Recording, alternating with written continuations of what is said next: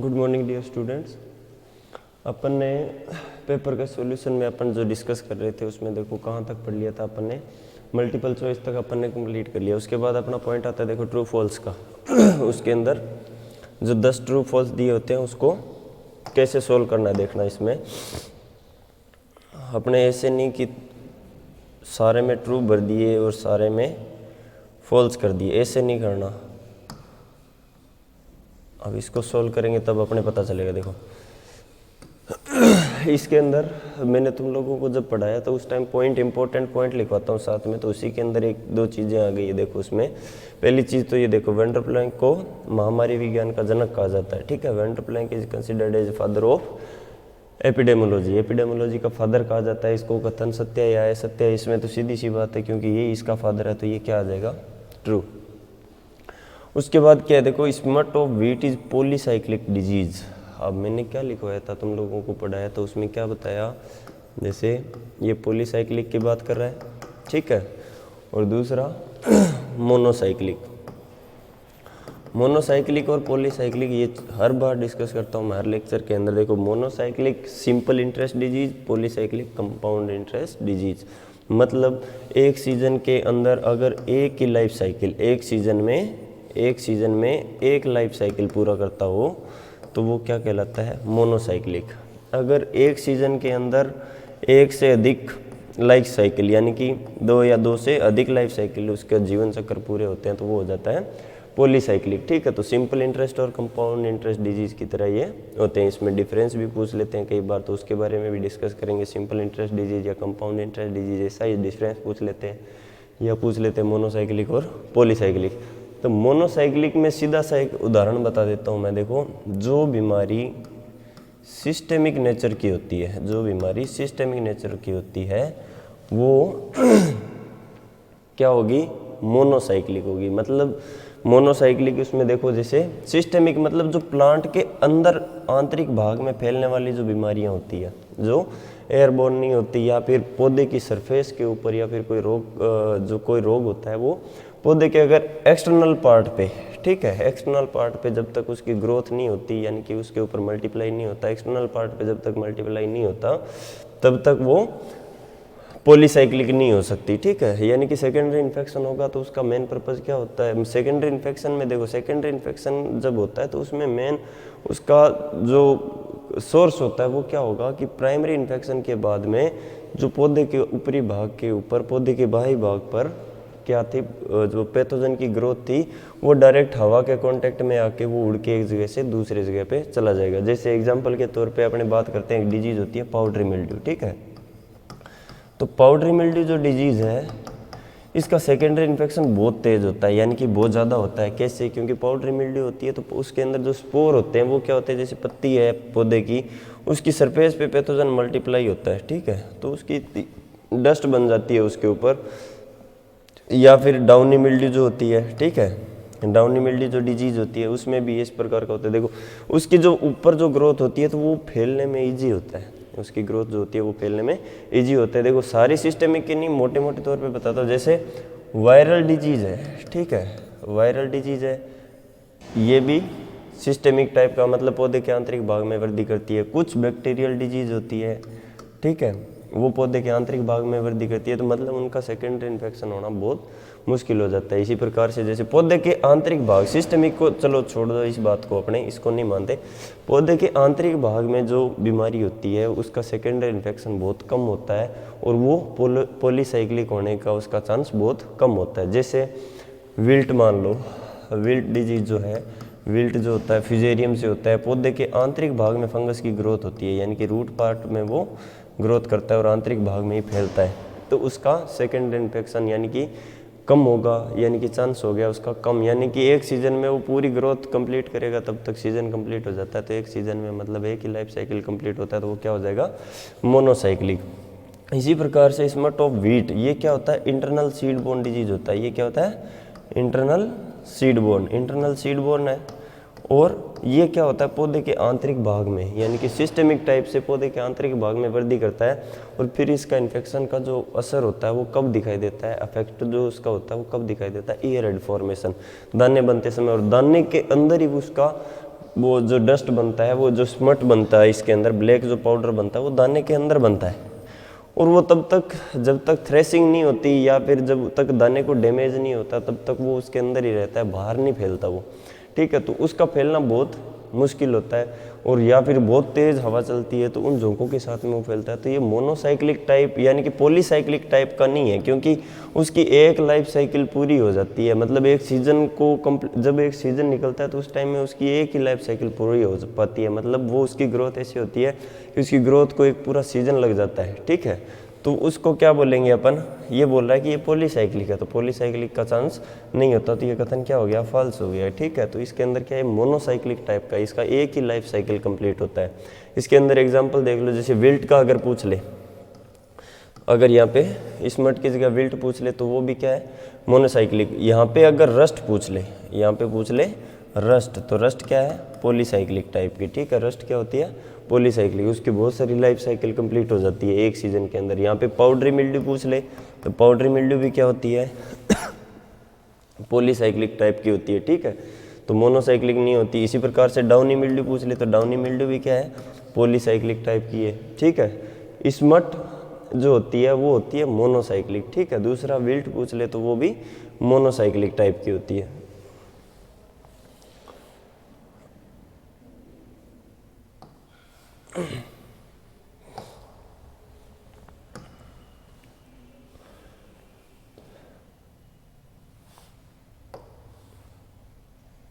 अब इसके बाद में है जैसे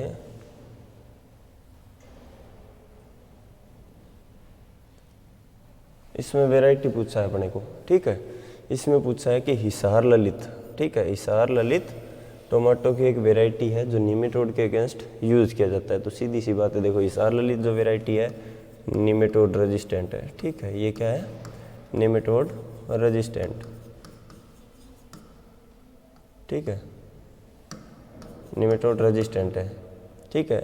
SL 120 सिलेक्शन 120 ये भी है, ठीक है। तो निमेटोड रेजिस्टेंट वैरायटी है, तो निमेटोड रेजिस्टेंट वैरायटी है, तो ये देखो हिसार ललित जो है सूत्रकृमि के विरुद्ध काम में ली जाती है, तो कथन क्या हो जाएगा, सत्य। तो निमेटोड से रिलेटेड जो वैरायटी के बारे में क्वेश्चन पूछ लेते हैं कई बार, तो इसका दिमाग में याद रखना है, ठीक है।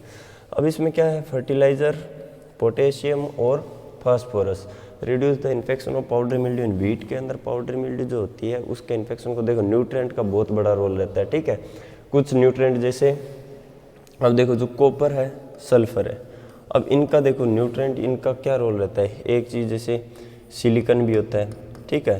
तो ये न्यूट्रिएंट क्या करते हैं, अब देखो इसके अंदर कॉपर क्या होता है, फंजीसाइड की प्रॉपर्टी का होता है, यानी कि फंगस को मारने का काम करता है। सल्फर के भी ग्रुप होते हैं, तो सल्फर ग्रुप जो फंजीसाइड होता है, तो ये देखो सीधा सा अगर अपन सल्फर अप्लाई कर रहे हैं केमिकली, अगर इस पे अप्लाई कर रहे हैं तो उसमें न्यूट्रिएंट भी होगा तो वो भी तो अफेक्ट करेगा ना। सल्फर की डस्ट अपने मस्टर्ड में डालते हैं तो वो क्या करता है, जैसे पाउडरी मिल्ड्यू डिजीज है उसको कंट्रोल करता है, या सॉइल बोर्न डिजीज को कंट्रोल करता है, प्लस उसको न्यूट्रिएंट सप्लाई भी करता है, उसके ऑयल कंटेंट को इम्प्रूव करता है, ठीक है। कॉपर जो है, कॉपर तो अब देखो तांबे का तो सीधा सा रोल है, ये वैसे ही एंटीबैक्टीरियल और एंटी फंगल कंपाउंड है, तो ये भी इनका न्यूट्रिएंट का रोल रहता है। दूसरा, अगर जहाँ कहीं भी पोटेशियम की बात है, पोटेशियम की बात है, तो पोटेशियम का एक सीधा सा रोल बता देता हूँ। पोटेशियम क्या करता है, पोटेशियम इम्यून सिस्टम के लिए ज़रूरी होता है पौधे के अंदर। रेजिस्टेंट को बढ़ाने का अगर नाम पूछ ले कोई भी न्यूट्रिएंट का, तो रेजिस्टेंट कौन बढ़ाता है, रेजिस्टेंस कौन बढ़ाता है, पोटेशियम। पोटेशियम की डेफिशिएंसी जिस जगह पे होती है वहाँ पे डिजीज़ होने के चांसेस होते ही होते हैं, ठीक है। तो चाहे वो पाउडर मिल्ड्यू की बात अपनी अलग है, बाकी दूसरी बीमारियों में भी इसका रोल रहता है। जैसे राइस के अंदर इसका बहुत बड़ा रोल रहता है। अगर पोटेशियम की डेफिशिएंसी होती है तो वो ब्राउन स्पॉट और ब्लास्ट जैसी डिजीज़ बढ़ जाती है, बैक्टीरियल ब्लाइट भी बढ़ जाती है, नाइट्रोजन का और पोटेशियम का बैलेंस यूज़ नहीं होता तो उस वजह से भी बढ़ जाता है। और फास्फोरस का और पोटेशियम का इनका रोल रहता है, तो मेनली जो रहता है वो पोटेशियम का रोल रहता है किसके अंदर, रेजिस्टेंस के अंदर। तो ये क्या करते हैं, पाउडरी मिल्ड्यू को कंट्रोल करने के लिए, पाउडरी मिल्ड्यू कंट्रोल करने के लिए मतलब सीधी सी बात है इसमें कि पाउडरी मिल्ड्यू, अगर पोटेशियम और फास्फेटिक अपन जो फर्टिलाइज़र होते हैं उनको अपन सॉइल में अप्लाई करते हैं तो उसमें क्या होता है, सीधा सा होता है कि वो पाउडरी मिल्ड्यू जैसी बीमारियों को कम कर देती है। तो ये भी क्या है, देखो ये पाउडरी मिल्ड्यू को रिड्यूस करती है, तो ये इन्फेक्शन का मतलब ये कथन क्या हो गया, सत्य। ठीक है, सीधी सी बात है, पोटेशियम की जहाँ कहीं भी बात होगी वहाँ कथन की गलत होने के चांसेस बहुत कम होंगे। ठीक है, इस प्रकार से बीमारी के रेजिस्टेंस में। अब इसमें क्या है, the first plant quarantine regulation in India was promulgated in 1918। ठीक है, अब इसमें क्या है, देखो सीधा सा है कि पादप संगरोध जो होता है, प्लांट क्वारंटाइन रूल्स रेगुलेशन जो था वो सबसे पहले लागू हुआ था, तो वो कब किया गया था, देखो इंडिया के अंदर 1914 के अंदर था, 1914 के अंदर। उस टाइम में 15-16 कुछ रूल बनाए थे, वो उसका सिस्टम था। तो 1914 के अंदर 1914 में पहला अपने प्लांट क्वारंटाइन लागू हुआ था इंडिया के अंदर। तो ये 1918 दे रखा है, तो ये कथन क्या हो जाएगा, ठीक है, फॉल्स। अब उसके बाद में है, देखो ये तो याद करने वाला है सीधा सीधा, इसका तो सन याद करना है। तो 1914 का अगर यहाँ पे 1914 पूछ ले तो तुम लोगों को ये कथन क्या हो जाएगा, सत्य हो जाएगा। ठीक है, और एक ये DPPQS का इसके बारे में पूछ सकता है, DPPQS। ठीक है, department of plant protection quarantine वाला जो है ये है फरीदाबाद के अंदर, फरीदाबाद, और हेडक्वार्टर इसका चंडीगढ़ में है। ठीक है, Faridabad department of plant quarantine वाला। ठीक है, department of plant protection quarantine वाला ये है, ये फरीदाबाद के अंदर है, और इसके बारे में भी पूछ सकता है, तो ये भी याद रख लेना, इसका सेंटर पूछ ले। और 1914 के अंदर अपने प्लांट क्वारंटाइन और डोमेस्टिक क्वारंटाइन जो है इसके अंदर इंडिया के अंदर, वो पहले भी बताया था मैंने, इसमें डोमेस्टिक क्वारंटाइन याद रखना है, जैसे वार्ट डिजीज़ के लिए है, बनाना का बंची टॉप के लिए है, ठीक है, और पनामा विल्ट के लिए है। तो ये चीज़ें ये याद रखने वाली पॉइंट है। ठीक है, इसके बारे में भी क्वेश्चन पूछ सकता है सीधा। अब देखो इसमें केराथिन एक प्रतिजैविक है, केराथिन एक एंटीबायोटिक है, नहीं है। एंटीबायोटिक का टॉपिक है अपने वो पढ़ेंगे, उसमें भी आ जाएगा। एंटीबायोटिक केराथिन नहीं है, केराथिन फंजीसाइड है। ठीक है, केराथिन के बारे में एक चीज़ ये भी पूछ लेता है कि केराथिन जो है वो सल्फर ग्रुप का फंजीसाइड है। केराथिन क्या है, सल्फर ग्रुप का फंजीसाइड है, तो ये भी गलत है। थायरम जो है वो सल्फर ग्रुप का फंजीसाइड होता है। ठीक है, तो केराथिन और कई बार पूछ लेते हैं कैप्टान, इनके बारे में पूछ लेता है कि ये सल्फर ग्रुप के फंजीसाइड होते हैं, तो ये इनका अलग ग्रुप होता है। लेकिन ये जैसे पाउडर मिल्ड्यू डिजीज है, इसमें कंट्रोल करने के लिए काम में लिया जाता है, लेकिन ये एंटीबायोटिक नहीं है। ठीक है, एंटीबायोटिक के मैं 8-10 नाम लिखवा दूंगा तुम लोगों को, वो दिमाग में रहेगा। देखो एक तो जिसके पीछे माइसिन लगा होगा, ये तो सीधा सा शॉर्ट ट्रिक बता देता हूँ मैं, जिसके पीछे माइसिन लगा होता है ना, वो तो तुम लोग सीधा सा आइडिया लगा लेना उसमें कि वो एक एंटीबायोटिक है। ठीक है, तो ये केरातिन तो एक फंजीसाइड हो गया वैसे, और ये सी ट्रीटमेंट इसमें पाउडर मिल्ड्यू डिजीज कंट्रोल करने में काम में लिया जाता है, तो ये एंटीबायोटिक नहीं है, तो ये कथन क्या हो जाएगा, फॉल्स हो जाएगा। ठीक है, एंटीबायोटिक का आगे नाम आएगा तो देखेंगे अपने और भी। ठीक है, trichoderma species is a classical example of bio agent. Trichoderma जो है वो क्या है, एक जैव नियंत्रक का महत्वपूर्ण उदाहरण है। देखो क्लासिकल एग्जांपल एक, दूसरा एक फंगस है, ये क्या है, ट्राइकोडर्मा क्या है, फंगस है, और क्या करती है, फंगस को ही मारती है। ट्राइकोडर्मा क्या करती है, फंगस है, जो दूसरी पैथोजेनिक जो फंगस होती है, रोगकारी जो फंगस होती है, उसको मारने का काम करती है। तो अब इसमें देखो ट्राइकोडर्मा तो एक बायो एजेंट का एक बहुत अच्छा उदाहरण है, तो बहुत अच्छा उदाहरण है वैसे भी, तो वैसे तुम लोगों को याद होना चाहिए ट्राइकोडर्मा होती क्या है, इसका मतलब बायो एजेंट की डेफिनेशन पूछे तो उसमें एग्जाम्पल भी लिखना जरूरी है इसके नाम। ठीक है, तो ये कथन क्या हो जाएगा, ट्रू।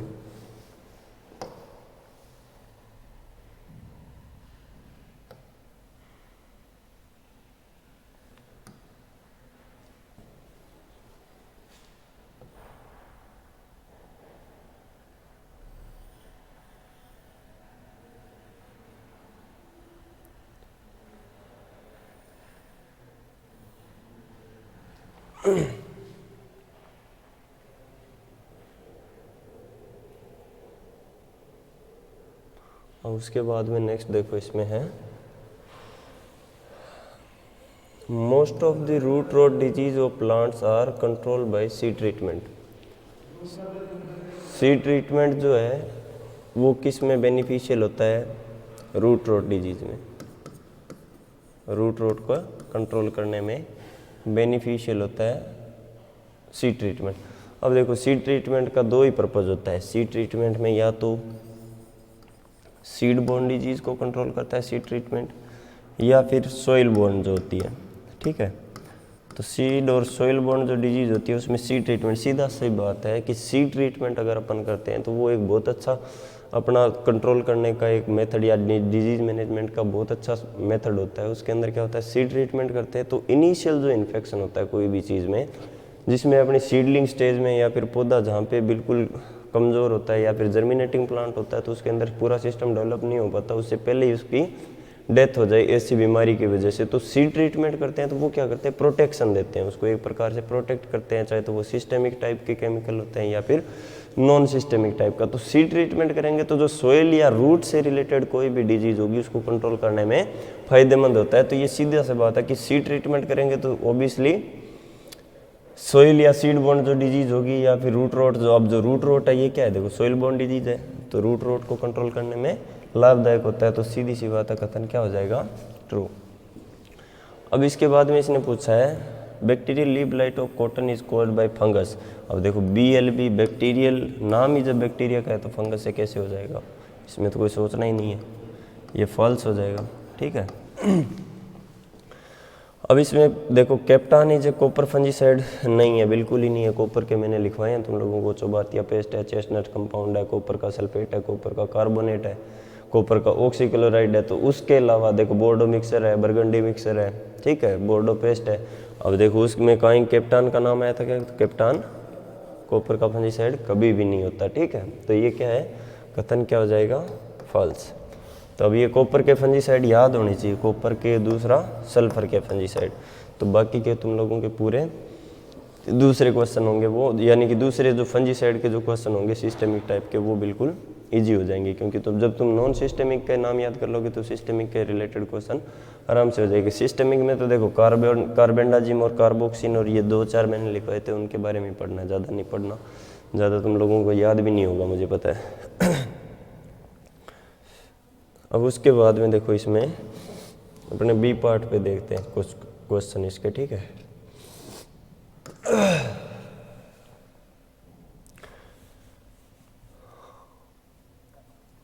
अब इसमें सिंपल है, तुम लोगों को जो पढ़ाया हुआ है उसी के बारे में पूछा है इसने। डेफिनेशन लिखना है 2 नंबर का। देखो व्हाट इज एपिडेमोलॉजी, एपिडेमोलॉजी की परिभाषा, एपिडेमोलॉजी की परिभाषा मैंने क्या बताया था कि इन्वायरमेंट का और डिजीज डेवलपमेंट का, एनवायरनमेंट का और डिजीज डेवलपमेंट का, या फिर एनवायरनमेंट को छोड़ दो, डिजीज और डिजीज को प्रभावित करने वाले कारकों, प्रभावित करने वाले कारकों का अध्ययन क्या कहलाता है, एपिडेमोलॉजी, ठीक है। अब इससे जी कुछ ही नहीं होगा, 2 लाइन की डेफिनेशन है, ये तुम लोगों को फर्स्ट क्लास में डेफिनेशन तो करवाई है, तो वो तुम लोग आराम से कर सकते हो इसको। अब नया चीज़ आएगा वही बताऊंगा मैं इसके अंदर, और कुछ ही नहीं। देखो डिजीज़ को परिभाषित करना है, डिफाइन करना है डिजीज़ को। मैंने सीधा सा बताया कि एक माल फंक्शनिंग होती है, यानी कि एबनॉर्मलिटीज़ आ जाती है प्लांट के अंदर, जिस वजह से, किस वजह से आ जाती है वो, कंटिन्यूस इरिटेशन यानी कि प्रताड़ना होती है उसको लगातार, किस वजह से, बायोटिक और एबायोटिक फैक्टर से, जैविक या अजैविक कारकों से जो होने वाली परेशानी जो होती है, एबनॉर्मलिटी जो होती है पौधे के अंदर, जिस वजह से उसकी क्या हो जाती है, डेथ हो जाती है, या फिर उसके कोई इकोनॉमिकल पार्ट का नुकसान हो जाता है, तो वो क्या कहलाता है, डिजीज। सीधी भाषा में होता है अनइजीनेस, ठीक है, अनइजीनेस, पौधे के अंदर अनइजीनेस मतलब कंफर्टेबल फील नहीं करता बिल्कुल भी, तो वो डिजीज़ हो गया, ठीक है। इंटीग्रेटेड डिजीज मैनेजमेंट, अब इसको तो तुम लोग कितना ही लिख सकते हो इसको, आईडीएम को। तो आईडीएम में तो मैंने बताया था सारे मेथड को एक साथ मिला के इको फ्रेंडली और कॉस्ट इफेक्टिव मेथड जो होते हैं उनको इन्वॉल्व करके कोई भी डिजीज़ का मैनेजमेंट करना क्या कहलाता है, इंटीग्रेटेड डिजीज मैनेजमेंट। और उसके बाद में देखो रेजिस्टेंस क्या होता है, ये तुम लोगों को बता रखा है मैंने। रेजिस्टेंस पौधे का एक गुण होता है, ठीक है। जो क्या करता है, ओवरकम करता है डिजीज़ के इफेक्ट पे, यानी कि कोई भी पैथोजन होता है उस पर ओवरकम करता है या फिर उसके इफेक्ट को सप्रेस करता है, उसके जो नेगेटिव जो इफेक्ट होता है उसको दबाने का जो गुण होता है कोई भी पौधे का, तो वो क्या कहलाता है, रेजिस्टेंस। सिस्टेमिक फंजीसाइड, अब देखो सिस्टेमिक फंजीसाइड, पहली चीज़ तो सिस्टेमिक की डेफिनेशन लिखना, फिर उसके बाद में फंजीसाइड का एग्जांपल लिखना, ताकि तुम्हारे कम से कम नंबर कटेंगे, ठीक है। क्योंकि डेफिनेशन कई बार गलत हो जाती है तो उसमें मार्क्स, जब एग्जांपल लिख देते हो तो उसमें आ जाएगा। एग्जांपल किसी के एक ही याद है तो वो उसको डेफिनेशन लिख के फिर लिखेगा तो वो ज़्यादा इफेक्टिव रहेगा। सिस्टेमिक का बताया था, पौधे के या फिर कोई भी रोग कारक या फिर कोई भी केमिकल जो पॉइंट ऑफ एंट्री से पूरे सिस्टम के अंदर फैल जाता है तो उसको क्या बोलते हैं, सिस्टेमिक फंजीसाइड। एग्जाम्पल में क्या लिखोगे, कार्बेंडाजिम लिख देना, ठीक है, कार्बेंडाजिम लिख दिया, कार्बोक्सिन लिख दिया, टेबुकेनाजोल, प्रोपिकेनाजोल, बहुत सारे होते हैं, कितने भी लिख देना इसके अंदर। अब इसके बाद में डिफाइन इरेडिकेशन, कंप्लीट कोई भी इल्यूमिनेशन, यानी कि कोई भी रोग कारक को इल्यूमिनेट करना, ख़त्म कर देना उसके सोर्स से, उसके स्रोत से ख़त्म कर देना। प्राइमरी इनोकुलम या सेकेंडरी इनोकुलम जो भी मिले उसको मार देना, यानी कि उसके अल्टरनेट होस्ट को भी हटा देना। यानी कि इस टाइम में क्या यूज़ किया जाता है, देखो कंट्रोल जब किया जाता है तो कंट्रोल का मतलब किल, कंट्रोल करना है तो मतलब उसको किल करने का, रोग कारक को मारने का जो काम किया जाता है, किल करने का काम किया जाता है। कहाँ से, उसके स्रोत से, यानी कि उसका जहाँ से वो उत्पन्न होते हैं उस स्रोत को या उस सोर्स को ही ख़त्म कर देना, मार देना, तो वो क्या कहलाता है, इरेडिकेशन, उन्मूलन, ठीक है। अब उसके बाद में एंटीबायोटिक, एंटीबायोटिक देखो क्या होता है, कल ही बात की थी अपन ने, लास्ट क्लास में भी बात की थी, जिसमें एंटीबायोटिक का मतलब ये हो गया कि प्रतिजैविक होता है कि एक जीव से, कोई माइक्रो ऑर्गेनिज्म से डेवलप किया जाता है और दूसरे माइक्रो ऑर्गेनिज्म को मारने के लिए काम में लिया जाता है, तो वो क्या होता है, सिंथेसाइड होते हैं, बायोकेमिकल्स होते हैं, क्या होते हैं, बायोकेमिकल्स होते हैं, ठीक है, जैव रासायनिक पदार्थ होते हैं जो किसी सूक्ष्म जीव से प्राप्त किए जाते हैं और दूसरे जीवों को मारने में काम में लिया जाता है। दूसरे जीवों या हानिकारक जीवों या रोग कारकों को मारने में इनका उपयोग किया जाता है, तो वो क्या कहलाता है, एंटीबायोटिक, ठीक है। एवॉइडेंस, एवॉइडेंस में अब देखो क्या है एवॉइडेंस, अपना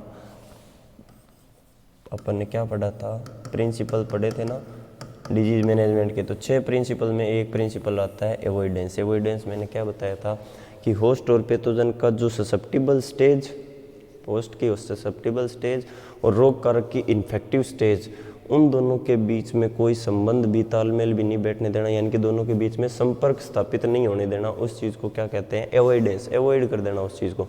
selection of geographical area, selection of field, selection of variety, वो चीज़ें क्या होती है, एवॉइडेंस। वो तुम लिख लेना दोबारा, और जो पिछली क्लास में पढ़ा है उसको देख के, ठीक है। निमेटिसाइड को क्या डिफाइन करना है, निमेटिसाइड जो निमेटोड को मारने में काम में लिए जाते हैं वो निमेटिसाइड कहलाते हैं, सीधी सी बात है, एक लाइन की डेफिनेशन और इसमें एग्जांपल लिखोगे तो क्या लिखोगे, कार्बाफ्यूरॉन लिख देना, एल्डी कार्ब लिख देना, फोरेट लिख देना, ठीक है। तो ये सारे के सारे क्या हो जाते हैं, निमेटिसाइड। अब फ्यूमिगेंट्स क्या होते हैं, जो धूमक क्या होते हैं, जिसका जो ऐसे केमिकल कंपाउंड जो वोलेटाइल यानी कि उड़ने वाले उस प्रकार के होते हैं और जिनको अप्लाई करने के बाद में, उसके बाद में उसमें से क्या निकलता है, जब धुआं निकलता है यानी कि स्मोक निकलता है, तो उसको क्या बोलते हैं, धूमक, यानी कि फ्यूमिगेंट्स बोलते हैं उनको, ठीक है। कुछ जो जैसे वेपाम फंजीसाइड होता है वो क्या होते हैं, वो क्या होता है, वो फ्यूमिगेंट की तरह काम करता है, मतलब सॉइल में जब अप्लाई करते हैं तो उसके बाद में उसमें से क्या निकलता है, उसका धुआं बनता है, तो वो गैस जो होती है वो डेंजरस होती है, तो उस प्रकार के जो केमिकल होते हैं उनको फ्यूमिगेंट्स बोलते हैं। तो फ्यूमिगेंट्स अपने वैसे स्टोरेज के अंदर यूज़ करते हैं और कुछ ऐसे फील्ड के अंदर भी यूज़ होते हैं, देखो, और निमेटिसाइड भी होते हैं जिनमें ये प्रॉपर्टी पाई जाती है। स्पोरेडिक डिजीज, उसका देखो वितरण के आधार पे मैंने बताया था कितने टाइप की होती है डिजीज, स्पोरेडिक होती है, एंडेमिक होती है, ठीक है, एंडेमिक होती है, पेंडेमिक होती है, एपिडेमिक, ठीक है। और एपिडेमिक का एक नाम याद रख लेना, इसको एपीफाइटोटिक भी बोलते हैं, इसको क्या बोलते हैं, एपीफाइटोटिक, कंफ्यूज नहीं होना, ठीक है। एपीफाइटोटिक कहीं भी नाम आ जाए ना तो उसका मतलब क्या है, एपिडेमिक। जो एपिडेमिक डिजीज होती है उसी को क्या बोलते हैं, एपिफाइटोटिक। अगर ऐसा पूछ ले एग्जाम में कि एपिफाइटोटिक, तो तुम लोग ऐसे मत सोचना कि कुछ पढ़ा नहीं इसके बारे में। एपिडेमिक की डेफिनेशन लिखनी है, जो लार्ज एरिया के अंदर लार्ज पॉपुलेशन को एक साथ डैमेज करता है तो उसको बोलते हैं एपिफाइटोटिक या एपिडेमिक डिजीज। स्पोरेडिक डिजीज वो बीमारियां होती है जो इरेगुलर इंटरवल से आती है, जो इरेगुलर और स्मॉल अमाउंट के अंदर, यानी कि इरेगुलर इंटरवल से आने वाली जो बीमारियां होती है, या फिर सीजन, एक सीजन आएगी फिर 2-3 सीजन नहीं मिलेगी, तो वो जो बीमारियां होती है इरेगुलर इंटरवल से जो डिजीज अपीयर होने वाली होती है विद स्मॉल इफेक्ट के साथ में, बहुत कम इफेक्ट के साथ में जो बीमारियां उत्पन्न होती है, तो उनको बोलते हैं स्पोरेडिक डिजीज। ठीक है। क्वारंटाइन, अब देखो क्वारंटाइन क्या होता है, गवर्नमेंट का रूल रेगुलेशन होता है, या फिर भारत सरकार का या फिर कोई कंट्री का रूल रेगुलेशन ऐसा बना होता है, देश का कानून, जिसमें क्या होता है कि एग्रीकल्चरल कमोडिटीज़ होती है उसको एक जगह से दूसरी जगह पे ट्रांसफ़र करने में उनको प्रतिबंध किया जाता है, तो वो क्वारंटाइन होता है। किसके लिए, पर्पज़ क्या होता है, ताकि कोई जो डिजीज़ होती है वो एक क्षेत्र से दूसरे क्षेत्र में नहीं फैले। ठीक है, तो इसलिए क्या करते हैं, प्लांट क्वारंटाइन। सिंपल सी डेफिनेशन है इसकी, देखो। अब ये देखो, इसमें कोजल ऑर्गेनिज्म पूछा है, ब्लैक रस्ट, ब्राउन रस्ट और येलो रस्ट। बहुत सिंपल सा है, इसके अंदर कुछ नहीं है। कोजल ऑर्गेनिज्म रस्ट का याद होना चाहिए और स्मट का भी याद होना चाहिए, वीट का। तो वीट का तो इंपॉर्टेंट है। ये देखो क्वेश्चन कहाँ से आया है, जो अपन ने पढ़े हैं ना आईडीएम मॉड्यूल। तो आईडीएम मॉड्यूल के अंदर अपन ने ब्लैक रस्ट भी पढ़ी थी, ब्राउन भी पढ़ी थी, और येलो को बोलते हैं येलो या स्ट्राइप रस्ट। ठीक है, तो इसका नाम हो जाएगा स्ट्राइप, तो पक्सीनिया ही रहेगा। पक्सीनिया स्ट्राइप से क्या बन गया, स्ट्राइफॉर्मिस। देखो सिंपल सा नाम है इसका, पक्सीनिया स्ट्राइफॉर्मिस। स्ट्राइप रस्ट है तो स्ट्राइफॉर्मिस। ब्राउन रस्ट है तो पक्सोनिया रिकोंडिटा, पक्सीनिया रिकोंडिटा। ब्लैक स्टेम रस्ट होता है पक्सीनिया ग्रेमिनिस ट्रिटिसाई, ये नाम हो जाएगा बस। ये इतना सा है इसके अंदर।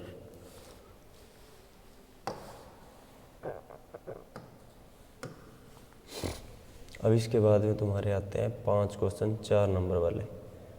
जैव नियंत्रण क्या है, जैसे देखो, what is bio control, right the important example of bio agents.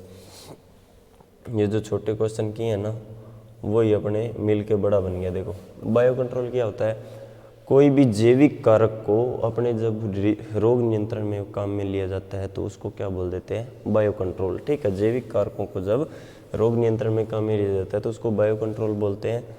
जैसे इंपॉर्टेंट एग्जांपल लिखना है, ठीक है, तो जिसमें बायो कंट्रोल एजेंट में इसमें क्या होता है, बोटेनिकल्स होते हैं। ठीक है, 2 चीज़ें होती हैं इसमें, बोटेनिकल्स हो गया प्लस माइक्रो ऑर्गेनिजम्स हो गए। ठीक है, माइक्रो ऑर्गेनिजम्स हो गए। तो माइक्रो ऑर्गेनिजम्स में क्या आ जाएगा और बोटेनिकल्स में क्या आ जाएगा। बोटेनिकल्स के नाम आता है तो जिसमें धतूरा होता है, नीम होता है, तुलसी होता है, गार्लिक होता है, ठीक है, और ऑनियन होता है। तो ये क्या होता है, एंटी फंगल इनके अंदर प्रॉपर्टी होती है। तो इनका जो एक्सट्रैक्ट होता है, जैसे नीम का एक्सट्रैक्ट ले लिया, तुलसी का एक्सट्रैक्ट ले लिया, यानी कि उनका रस निकाल के और उनको स्प्रे कर दिया जाता है बीमारी के ऊपर, तो वो कंट्रोल हो जाता है। ठीक है, बोटेनिकल्स में ये एग्जांपल लिख देना। माइक्रो ऑर्गेनिज्म का जब पूछे तो उसके अंदर क्या लिखोगे, जैसे एक तो लिखना है अपने को ट्राइकोडर्मा। ट्राइकोडर्मा की 2 स्पीसीज होती है, हर्जेनम और विरिडी। ठीक है, ट्राइकोडर्मा आ जाएगी, फंगस हो गया। उसके बाद में स्यूडोमोनास लिख देना, उसके बाद में बेसिलस लिख देना। इसकी स्पीसीज लिखो तो स्पीसीज भी लिख देना, बेसिलस के आगे सबटिलिस लगा देना, बेसिलस सबटिलिस। और स्यूडोमोनास के आगे लगेगी, स्पीसीज लगो तो लगा देना, नहीं तो फ्लोरोसेंसिस का स्पीसीज होता है स्यूडोमोनास फ्लोरोसेंस। और इसके बाद में लिख देना एम्पिलोमाइसिस होता है, ये भी बायो एजेंट है। वर्टिसिलियम लेकानी, ये भी बायो एजेंट होती है। ठीक है, इसके अलावा लिख देना इसके अंदर पेसिलोमाइसिस, एक बैक्टीरिया लिख देना पास्चुरिया, और बायो एजेंट में क्या लिखोगे, बस ये इतने काफ़ी हो जाएंगे, इतने एग्जाम्पल लिख देना, ये एक इम्पोर्टेंट एग्जाम्पल में आ जाएंगे सारी की सारी, ठीक है। और ये डेफिनेशन लिख देना, तो ये बहुत अच्छा सिंपल सा क्वेश्चन हो जाएगा, कोई दिक्कत नहीं है इसमें। डिजी ट्रायंगल देखो, डिजी ट्रायंगल क्या होता है, मैंने हर क्लास में, जो फर्स्ट 3 क्लास थी तो उसके अंदर हर क्लास में इसको डिस्कस किया अच्छी तरीके से। डिजी ट्रायंगल में क्या क्या चीज़ होता है, रोग और पर्यावरण और ये जो होस्ट कोई पोषी पौधा, मतलब होस्ट पैथोजन और एनवायरनमेंट के बीच में जो इंटर रिलेशनशिप होता है, जिसके बिना एक बीमारी का होना पॉसिबल नहीं होता, तो वो डिजी ट्रायंगल हो गया, inter relationship between host pathogen and environment, ठीक है। और उनके एब्सेंस में, उनके एक ही पार्ट के एब्सेंस में क्या होता है, कोई बीमारी का होना, सक्सेस होना पॉसिबल नहीं होता। तो डिजी ट्रायंगल बना देना और उसके फैक्टर लिख देना तीनों, तो इसमें कुछ नहीं है इतना, और आएगा ही आएगा एग्जाम में, 100% आएगा ये पक्का। डिजीज़ फोरकास्टिंग क्या है, इंपॉर्टेंट डिजीज़ फोरकास्टिंग के एग्जांपल क्या है, देखो इंपॉर्टेंस है इसके अंदर, इंपॉर्टेंस पूछा है। डिजीज़ फोरकास्टिंग इंपॉर्टेंस तुम लोगों को अच्छी तरीके से बताई थी। क्यों करते हैं डिजीज़ फोरकास्टिंग करते हैं, यानी कि सूटेबल जो अपना डिजीज़ कंट्रोल का मेथड होता है उसको अप्लाई करने में आसानी होती है, प्लस कॉस्ट जो इम्पोर्टेंस होती है डिजीज़, वो क्रॉप के अकॉर्डिंग उसको कंट्रोल मेथड अपन अपनाते हैं। जैसे कोई ऐसी बीमारी या फिर ऐसी क्रॉप जिसकी इतनी इकोनॉमिकल इम्पोर्टेंस नहीं होने के बावजूद उसके ऊपर अपन महंगा खर्च लगा के, यानी कि महंगाई वाला जो प्रोडक्ट, जो महंगा जो प्रोडक्ट होता है वो अपने यूज़ करके उसको कंट्रोल करते हैं। तो ऐसी चीज़ों को बचने के लिए, यानी कि अवॉइड करने के लिए ऐसी चीज़ों को, तो ये सब चीज़ें फोरकास्टिंग क्या करती है, एक सूटेबल मेथड, सूटेबल टाइम बताती है डिजीज़ कंट्रोल के। तो ये सारे इंपॉर्टेंस मैंने 5-6 लिखवाई थी, वो पढ़ाई थी, वो नोट कर लेना है इसको, ठीक है, एक बार देख लेना, दिमाग में रह जाएगी। फोरकास्टिंग होता है क्या, फोरकास्टिंग सीधा सा होता है कि फोर वार्निंग होती है। अब देखो कोई भी जो फार्मर होता है, कुछ क्षेत्र विशेष के अंदर ऐसी बीमारी के जब प्रॉब्लम रहती है तो उसमें क्या करता है, वार्निंग दे दी जाती है वहाँ के किसानों को कुछ समय पहले, उसको एनालिसिस करके उस डिजीज़ का, तो वो पहले से जो प्रिडिक्शन जो होता है बीमारी का, तो वो क्या हो जाती है, फोरकास्टिंग, भविष्यवाणी करना होता है, सिंपल सी बात है। कल्चरल मेथड डिजीज़ मैनेजमेंट के, देखो अब इसमें कुछ नहीं करवाऊंगा मैं, तुम लोग आराम से लिख सकते हो, प्रिंसिपल के अंदर पढ़ा था अपन ने कल्चरल मेथड, तुम लिख देना आराम से। पेस्ट रिस्क एनालिसिस है, इसको एक बार छोड़ देना, ये अपना एक टॉपिक है, इसके बारे में सिर्फ डेफिनेशन ही पूछते हैं अभी तक, तो इतना कुछ नहीं है इसके अंदर, इसकी डेफिनेशन भी बाद में बता दूंगा मैं। अब उसके बाद में legislative method for disease management. Legislative जो मेथड होते हैं वो क्या होते हैं, सेंट्रल स्टेट दो टाइप के होते हैं। लेजिस्लेटिव का मतलब ये हो गया रोग विधायी, जिसका विधान या कुछ विधि होती है तो वो हो जाएगा विधायी मेथड। जो विधायी मेथड में क्या आते हैं, क्वारंटाइन, वही सेंट्रल मेथड और डोमेस्टिक। सेंट्रल जो होता है वो डोमेस्टिक दो टाइप का होता है, मतलब उसमें क्या लिखना है, प्लांट क्वारंटाइन और एक डोमेस्टिक क्वारंटाइन, ठीक है, प्लांट क्वारंटाइन लिखना है, एक डोमेस्टिक क्वारंटाइन लिखना, दो चीज़ लिखना है इसके अंदर, लेजिस्लेटिव के अंदर, डोमेस्टिक और सेंट्रल मेथड, ठीक है। तो ये एक क्वारंटाइन लिख देना और एक प्लस उसमें क्वारंटाइन की डेफिनेशन प्लस डोमेस्टिक क्वारंटाइन लिख देना, जिसमें इंडिया के लिए कौन कौन सी बीमारियों के लिए जिसमें डोमेस्टिक क्वारंटाइन लगा हुआ। तो ये दोनों, ये जो चीज़ होती है वो किस में आ जाएगी, लेजिस्लेटिव मेथड में। जनरल क्लासिफिकेशन ऑफ फंजीसाइड, इसका जनरल क्लासिफिकेशन लिखना है। तो मैंने जो जैसे डायग्राम बना के बताया था, जैसे कॉपर है तो कॉपर के अंदर क्या था, कॉपर का सल्फेट, कॉपर का कार्बोनेट, कॉपर का ऑक्सीक्लोराइड, तो ये सब चीज़ें जैसे मैंने बनाई थी, तो ये इस प्रकार से सीधा डायग्राम बना के उसका जनरल क्लासिफिकेशन लिखना है। इसी प्रकार सल्फर का करना है। या फिर दूसरा एक तरीका, तो जनरल क्लासिफिकेशन में अगर और कुछ भी लिखना चाहो तो कैसे लिखोगे, उसमें एक काम करना तुम लोग, जैसे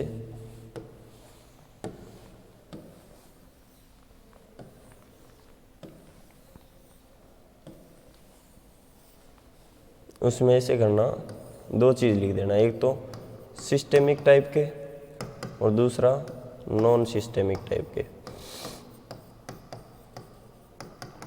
सिस्टेमिक और नॉन सिस्टेमिक दोनों लिख देना उसमें।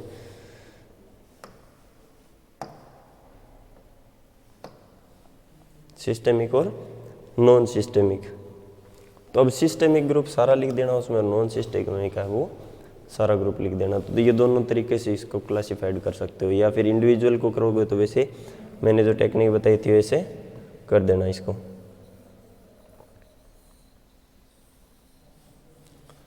अब उसके बाद में जैसे गेहूं की मुख्य बीमारियां, उनके रोगजनक बताइए। तो ये देखो इसमें गेहूं की मुख्य बीमारियां रस्ट,